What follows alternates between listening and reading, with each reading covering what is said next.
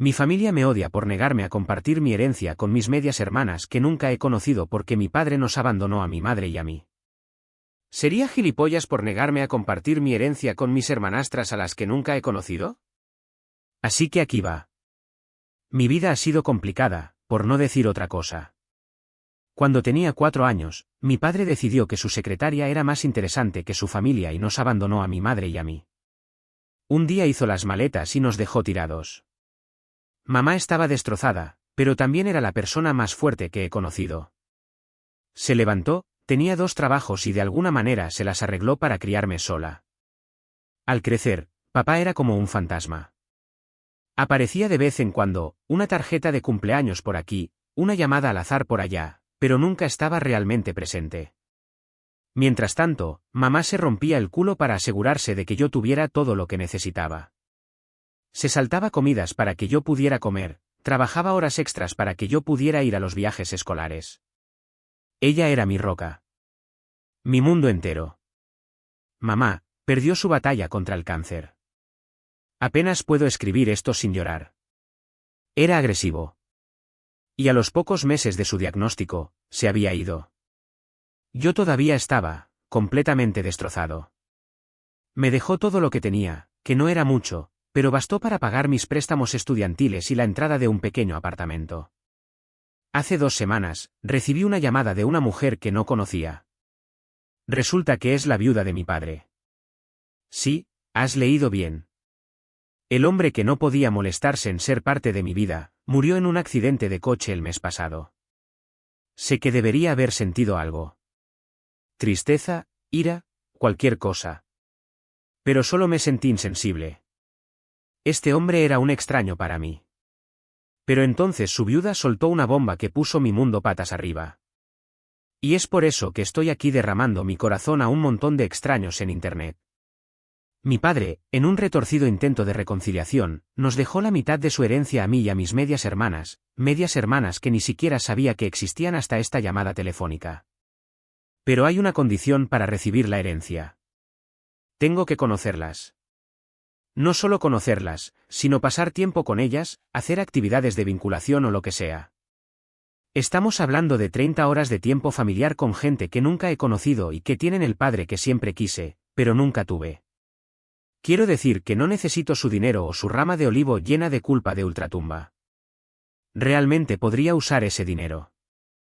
No para mí, sino para mi hermana pequeña, Ana. Tiene 19 años y acaba de empezar la universidad. La muerte de mamá la golpeó duro, y sé que está luchando con la matrícula y todo. Ahora me debato entre mi lealtad a la memoria de mi madre, que lo dio todo por mí, y la realidad práctica de que este dinero podría cambiar la vida de mi hermana. ¿Soy un imbécil por considerar siquiera la posibilidad de aceptar este dinero manchado de sangre? ¿O sería yo el gilipollas si me niego y le niego a mi hermana esta oportunidad? Siento que me estoy ahogando. Agradecería cualquier consejo. Supongo que debo proporcionar más antecedentes sobre todo este lío. No es una historia bonita, pero es la mía y ha dado forma a todo lo que soy hoy. Mis primeros recuerdos son confusos, pero hay uno muy claro. Tenía 4 o 5 años. Era un domingo por la mañana y recuerdo el olor a tortitas que flotaba en nuestro pequeño apartamento. Mamá estaba en la cocina, tarareando una vieja canción mientras daba la vuelta a las tortitas. Papá también. Bueno, papá estaba haciendo la maleta. Yo no entendía lo que estaba pasando. Pensé que tal vez nos íbamos de vacaciones. Incluso le pregunté a papá si debía empacar mi osito de peluche favorito. Se limitó a mirarme con una extraña expresión, en parte de culpabilidad y en parte de alivio, y me alborotó el pelo. No hace falta, campeón, me dijo. Te quedarás aquí con tu madre. Fue la última vez que le vi. Durante años, mamá intentó protegerme de las consecuencias, pero los niños captan más de lo que los adultos creen. La oía llorar por las noches, veía cómo las ojeras se hacían más profundas cada semana que pasaba. Nuestra vecina, que echaba de menos a Rodríguez, empezó a venir a casa más a menudo para vigilarme mientras mamá hacía turnos extra en la cafetería. A medida que crecía, el impacto del abandono de papá se hacía más evidente. Mamá trabajaba hasta la extenuación, haciendo malabarismos con 2 trabajos solo para mantener un techo sobre nuestras cabezas. Llegaba tarde a casa, agotada, con las manos rojas y agrietadas de tanto trabajar de camarera y limpiar. Pero por muy cansada que estuviera, siempre tenía una sonrisa para mí. Me preguntaba cómo me había ido el día, me ayudaba con los deberes y se aseguraba de que comiera bien. Hubo momentos en que las cosas se pusieron muy difíciles. Recuerdo un invierno en que se estropeó la calefacción de nuestro piso. Mamá no podía permitirse arreglarla de inmediato, así que pasamos semanas acurrucados bajo las mantas, con la respiración visible en el aire gélido. Ella lo convirtió en una aventura y lo llamó nuestro viaje de acampada bajo techo. Construíamos mantas en el salón, asábamos malvaviscos con velas y ella me contaba historias de su infancia. Papá, mientras tanto, era un fantasma en nuestras vidas. Enviaba de vez en cuando tarjetas de cumpleaños o regalos de Navidad, siempre con matasellos de otras ciudades. A veces entablaba conversaciones incómodas, llenas de largas pausas y nivel superficial. ¿Qué tal el colegio? ¿Te portas bien con tu madre? Era como hablar con un desconocido que casualmente compartía mi ADN. Cuando llegué a la adolescencia, esos intentos esporádicos de contacto se hicieron menos frecuentes.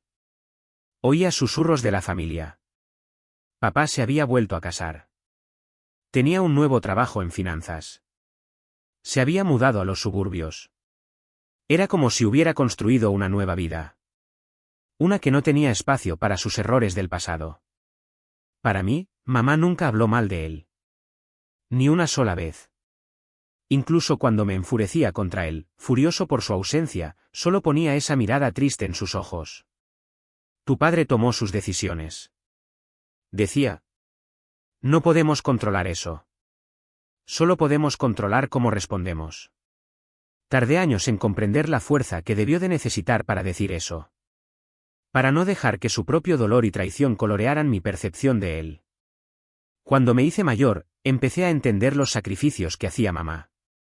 Había noches en que me despertaba y la encontraba en la mesa de la cocina, rodeada de facturas, con la cabeza entre las manos. Se fijaba en mí y se apresuraba a esbozar una sonrisa, diciéndome que todo iba bien. Pero yo sabía que no era así. Empecé a hacer trabajos esporádicos, cortar el césped, cuidar niños. Cualquier cosa para contribuir un poco. A pesar de todo, mamá se aseguró de que tuviera oportunidades y ahorrara para poder ir a excursiones escolares, tener ropa decente, unirme al equipo de fútbol. Cuando le dije que quería aprender a tocar la guitarra, encontró una acústica destartalada en un mercadillo y me sorprendió con ella. No podía pagarme clases, pero me consiguió un carné de la biblioteca y me animó a que aprendiera por mi cuenta. El instituto fue un punto de inflexión. Estaba enfadado, resentido por lo que nos había tocado. Empecé a comportarme mal, a faltar a clase, a juntarme con la gente equivocada. Mamá nunca se rindió conmigo. Me esperaba hasta que llegaba a casa, aunque fuera tarde. No me gritaba ni me castigaba. En cambio, me hacía sentar con ella en la mesa de la cocina. Una taza de chocolate caliente delante de cada uno y hablábamos. Hablábamos de verdad. Una noche, después de que yo llegara a casa especialmente tarde, se derrumbó. Era la primera vez que la veía llorar.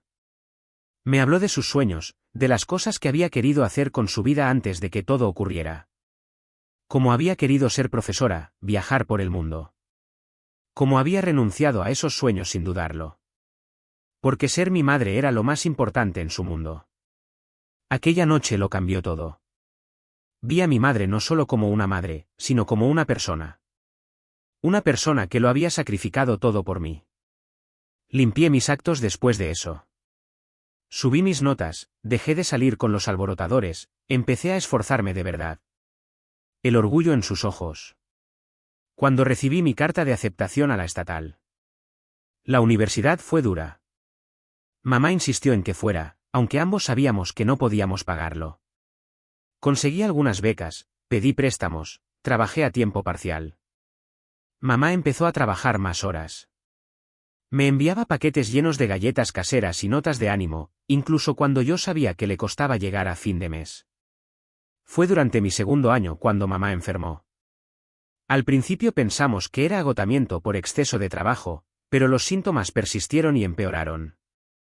Cuando nos dieron el diagnóstico, el cáncer ya se había extendido. Era agresivo, Los médicos dijeron que era terminal. Los meses siguientes fueron de visitas al hospital, tratamientos de quimioterapia y largas noches sosteniendo su mano mientras luchaba contra el dolor. Yo quería dejar los estudios para estar a su lado a tiempo completo, pero ella no quiso. Tu educación es tu futuro, insistió.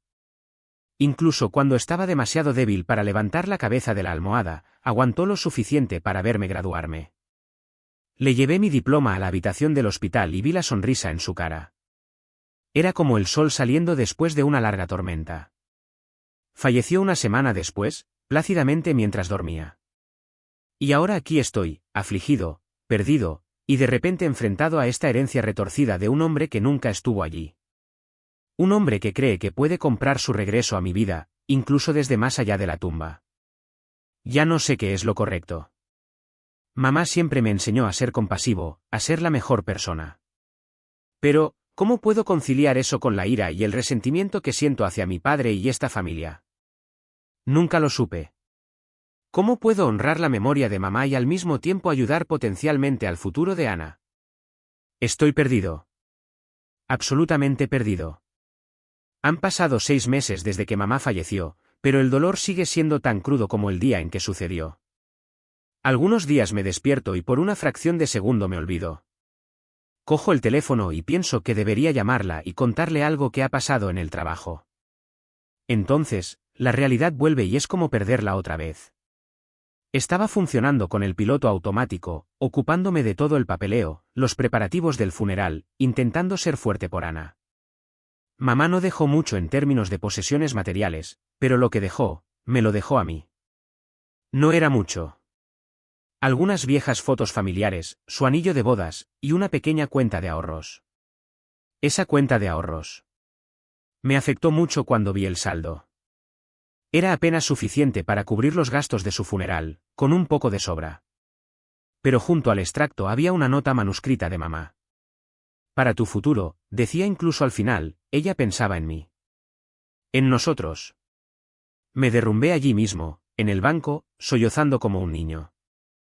Utilicé ese dinero para pagar mis préstamos estudiantiles y dar la entrada de un pequeño apartamento. Cada rincón me recuerda a ella. La colcha que hizo sobre el sofá, sus viejos libros de recetas en la cocina, la maceta que cuidaba en el alféizar de la ventana. Es reconfortante y desgarrador a la vez. Ana y yo hemos intentado apoyarnos mutuamente. Se ha quedado con nuestra tía mientras termina el instituto, pero hablamos todos los días.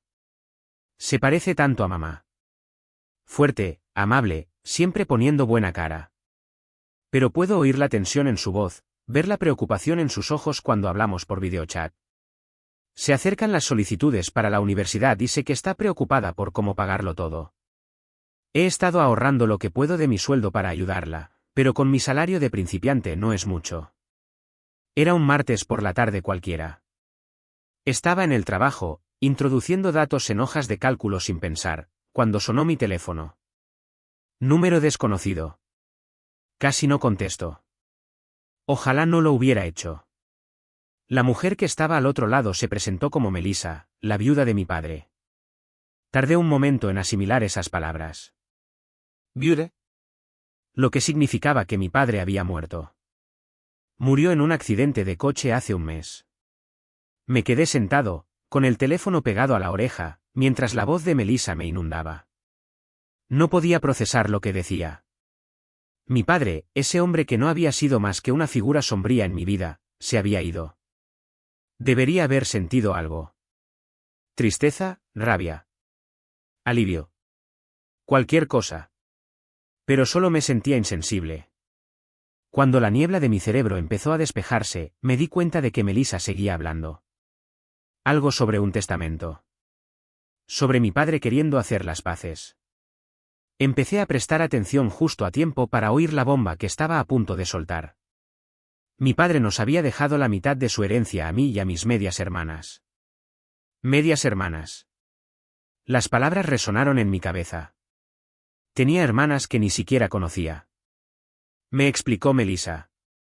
Toda otra familia que mi padre había construido mientras yo crecía sin padre. Pero había una trampa. Claro que había una trampa. Para reclamar la herencia, tenía que conocerlas. No solo conocerlas, sino pasar tiempo con ellas. Melissa lo llamaba actividades de vinculación. El testamento estipulaba pasar un mínimo de 30 horas con la otra familia de mi padre antes de poder recibir mi parte. Me sentí como si estuviera en una especie de retorcido reality show. Esto no podía ser real. Mi padre muere y de repente decide jugar a las familias felices desde el más allá. Era demasiado. Le dije a Melissa entre dientes que necesitaba tiempo para pensar y colgué. ¿Cómo se atreve? ¿Cómo se atrevía este hombre, que no podía molestarse en ser un padre para mí cuando estaba vivo, a intentar comprar su entrada en mi vida después de la muerte? ¿Y esas medias hermanas, dónde estuvieron todos estos años? ¿Sabían algo de mí? Pero bajo la ira, había algo más.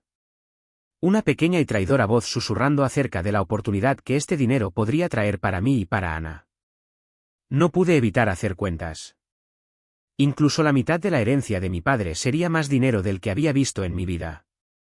Podría pagar la universidad de Ana, prepararle un futuro sin el estrés constante de la inestabilidad financiera que había definido nuestra infancia. Podría darle las oportunidades que mamá siempre había soñado para nosotros. ¿Pero el precio? El coste sería sentarme frente a la familia que había ocupado mi lugar. Sonreír, charlar y fingir que éramos algo más que extraños, obligados por un accidente de ADN a perdonar implícitamente al hombre que nos había abandonado, que había dejado que mamá luchara y se sacrificara mientras él construía una nueva vida sin nosotros. Pensar en ello me revuelve el estómago. Se siente como una traición a todo por lo que pasó mamá. De todas las noches que pasó sin comer para que Ana y yo pudiéramos tener los platos llenos. De todas las veces que puso cara de valiente y nos dijo que todo iría bien. Incluso cuando podía ver la preocupación grabada en las líneas alrededor de sus ojos. Pero entonces pienso en lo que mamá diría si estuviera aquí. Siempre nos enseñó a ser mejores personas. A no dejar que la amargura y el resentimiento envenenen nuestras vidas. El perdón no tiene que ver con la otra persona, solía decir. Se trata de liberarte a ti mismo. ¿Era esto lo que ella quería? ¿Que aceptara esta rama de olivo, por tardía e insuficiente que fuera para darle a Ana las oportunidades que nunca tuvo? ¿O estaría decepcionada de mí por siquiera considerarlo? ¿Por poner precio a las luchas de nuestra familia? He estado dando vueltas en círculos, sopesando los pros y los contras, intentando averiguar qué es lo correcto. Tomar el dinero se siente como una traición a la memoria de mamá. Como si estuviera diciendo que todos sus sacrificios pueden ser borrados con un cheque gordo. Es como si estuviera perdonando a mi padre por años de ausencia y negligencia. Pero rechazar el dinero por orgullo o rabia no hace daño a nadie más que a mí y a Ana. Mi padre está muerto. No sabrá ni le importará si acepto el dinero o no. Las únicas personas que sentirán el impacto de mi negativa somos nosotros, las mismas personas por las que mamá trabajó tan duro. Y seamos realistas, el dinero haría una gran diferencia. No se trata solo de la matrícula universitaria de Ana, aunque eso es una gran parte de ella. Se trata de darle una red de seguridad, una oportunidad de perseguir sus sueños sin el estrés constante de la inseguridad financiera sobre su cabeza. Se trata de honrar los sacrificios de mamá asegurándose de que su hija menor tenga todas las oportunidades para triunfar. Pero no se trata solo del dinero. También está la cuestión de estas medias hermanas. Siento curiosidad por ellos. ¿Se parecen a mí? ¿Crecieron sabiendo de mí? ¿O soy una sorpresa para ellos tanto como ellos lo son para mí? Aquí hay una oportunidad de ampliar mi familia, de encontrar quizás alguna conexión con el lado de mi padre del árbol genealógico que está tan desordenado. Siento que me están pidiendo que ponga precio a mi trauma infantil, que sopese el valor de mi rabia y mi dolor frente a la realidad práctica de lo que este dinero podría hacer por mi futuro y por Ana. He hablado con Ana de ello en términos vagos. No quería darle esperanzas ni estresarla más de lo que ya está. Ella siempre ha sido la más indulgente de nosotros. Cree que debería hacerlo, dice que mamá querría que tuviéramos todas las oportunidades posibles. Pero también dice que apoyará cualquier decisión que tome. Mi mejor amigo cree que estoy loco por dudar. Coge el dinero y corre, dice. Mamá no vio lo mucho que trabajó, lo mucho que se sacrificó, lo que significaría sentarme frente a la familia que tuvo el padre que yo nunca tuve. Incluso he pensado en reunirme con ellos una vez, coger el dinero y cortar todo contacto. Pero hay algo que me hace sentir deshonesto, como si estuviera violando el espíritu de las enseñanzas de mamá sobre la integridad y hacer lo correcto, incluso cuando es difícil. ¿Qué harías tú en mi lugar? ¿Cómo sopesas el valor de los principios frente al pragmatismo? ¿Cómo se honra la memoria de uno de los padres al tiempo que se afronta el complicado legado de otro? Estoy perdido, confuso y me vendría muy bien un consejo. Así que dímelo. ¿Soy yo el gilipollas aquí? Y lo que es más importante, ¿qué demonios debería hacer?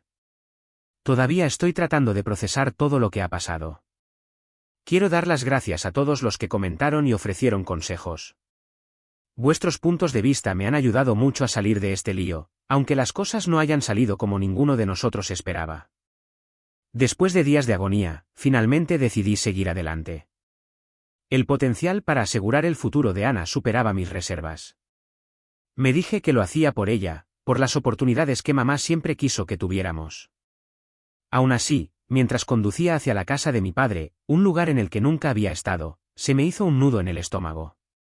La casa era todo lo que había imaginado y resentido al crecer. Era el tipo de casa que mamá solo podía soñar con tener para nosotros. Me senté en el coche durante 10 minutos, tratando de reunir el valor para entrar. Melissa, la viuda de mi padre, abrió la puerta. Parecía normal. No sé lo que me esperaba. Tal vez una madrastra malvada de un cuento de hadas, pero era una mujer de mediana edad con ojos amables y mechones grises en el pelo. Me dio una cálida bienvenida y me hizo pasar a un salón que parecía sacado de una revista de decoración. Y entonces conocí a mis hermanastras, María, de 20 años, y Carmen, de 18. Fue surrealista, como mirar a un espejo. Fue surrealista, como verme en el espejo. María tenía los ojos verdes de nuestro padre, mientras que Carmen tenía los mismos rizos rebeldes que yo heredé de nuestro padre. Parecían nerviosas pero amistosas, con sonrisas vacilantes y medios saludos torpes. Pasamos la tarde hablando de cosas sin importancia. Me preguntaron por mi trabajo y mis aficiones. Yo les pregunté por sus estudios y sus planes de futuro. Todo era muy educado, muy superficial, pero había un trasfondo de tensión, de preguntas no formuladas y resentimientos no expresados. Me relajé un poco. No eran los monstruos que me había imaginado. Solo eran personas. Personas que habían tenido una vida diferente a la mía, claro, pero personas, al fin y al cabo. María compartía mi pasión por las bandas indie oscuras. Carmen pensaba estudiar psicología, igual que yo. Por breves momentos. Casi podía imaginarme cómo habría sido crecer con ellas como hermanas. Al anochecer, Melissa me propuso quedarme a cenar. Estaba a punto de negarme cuando la naturaleza me llamó. Cuando volvía del baño, oí voces bajas que venían del estudio. Sé que está mal escuchar a escondidas, pero oí mi nombre y no pude evitarlo. Lo que oí a continuación puso mi mundo patas arriba. No puedo creer que haya accedido, decía María, con una mezcla de sorpresa y algo más. ¿Disgusto? Bueno, no es que le hayamos dado muchas opciones, contestó Carmen.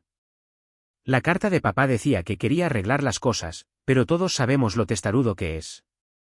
Si le hubiéramos dicho lo de la herencia sin más, probablemente nos habría mandado de paseo. La voz de Melissa llegó después, suave pero clara. No me gusta mentirle. Tu padre quería que él tuviera ese dinero. Sin condiciones. Pero habían dicho, mamá, ya hemos hablado de esto, dijo María, la impaciencia clara en su tono. Así veremos si realmente le interesa formar parte de la familia. Y si solo está aquí por dinero, tendremos munición de sobra para demostrar al resto de la familia qué clase de persona es en realidad. No podía creer lo que estaba escuchando. Me habían mentido. La herencia no estaba sujeta a condiciones. Mi padre me había dejado el dinero libre y limpio. Toda esta farsa de la vinculación no era más que una prueba, una forma de obligarme a entrar en su familia o de desacreditarme si aceptaba el dinero. Con manos temblorosas, saqué mi teléfono y empecé a grabar.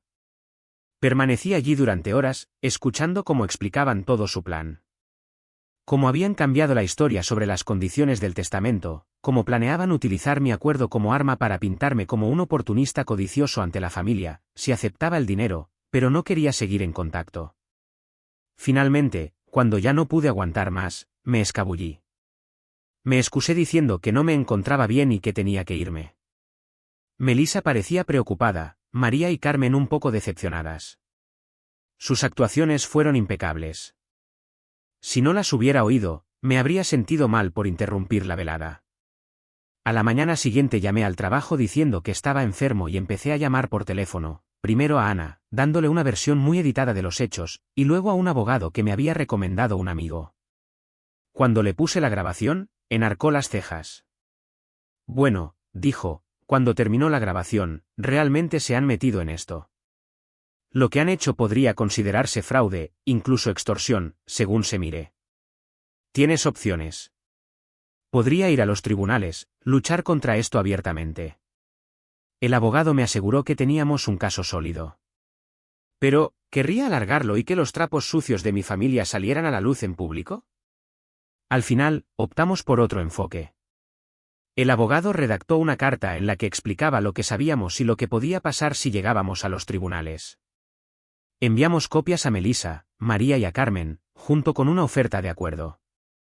Transferirme toda la herencia como mi padre había previsto, pagar daños y perjuicios por angustia emocional e intento de fraude, y mantenerse al margen de mi vida.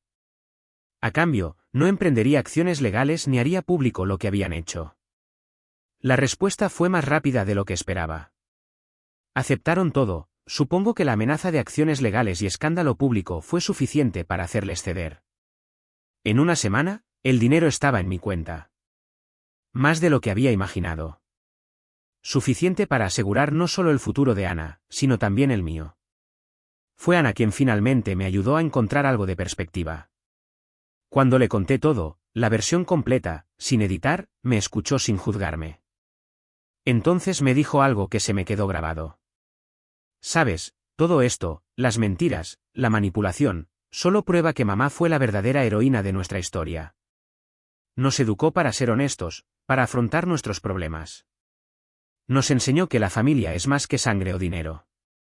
Se trata de amor, confianza y de estar ahí el uno para el otro pase lo que pase. Tenía razón, por supuesto. Mamá nos había dado algo mucho más valioso que cualquier herencia. Nos había dado integridad, resistencia y amor. Ninguna cantidad de dinero podría igualarlo. El drama se ha asentado, el polvo se ha disipado, y me quedo tratando de averiguar lo que viene después. El dinero está en el banco. Suficiente para pagar la universidad de Ana y algo más. Creé un fideicomiso para ella, asegurándome de que la cuidarán pase lo que pase. En cuanto a mí, me estoy tomando un tiempo para pensar qué quiero hacer con mi vida ahora que el estrés financiero ya no pesa sobre mi cabeza. En cuanto a Melissa, María y Carmen, no sé nada de ellas desde el acuerdo, y me parece bien. Espero que puedan vivir con lo que hicieron. No es la feliz reunión familiar que algunos de ustedes sugirieron que podría suceder. No es la victoria limpia sobre la malvada familia adoptiva que otros predijeron. Es desordenado, complicado y agridulce. Pero ¿no es eso la vida real? A los que me aconsejaron que tomara el camino más fácil, que le diera una oportunidad a esta nueva familia, lo intenté. No funcionó. Pero no me arrepiento de haberlo intentado. A los que me advirtieron que fuera prudente. Gracias. Sus palabras estaban en el fondo de mi mente, haciéndome prestar atención cuando las cosas no se sentían del todo bien. No sé si soy un imbécil en esta historia. Tal vez por escuchar a escondidas, tal vez por amenazar con acciones legales. Pero sí sé que soy hijo de mi madre y que voy a hacer todo lo posible por estar a la altura del ejemplo que ella me dio. Gracias por escucharme. Vuestros consejos y vuestro apoyo me han ayudado a superar uno de los momentos más difíciles de mi vida. Si hay una lección en todo esto, creo que es que la familia no se define por la sangre ni por el dinero. Mamá lo sabía desde el principio. Me alegro de haberme dado cuenta yo también.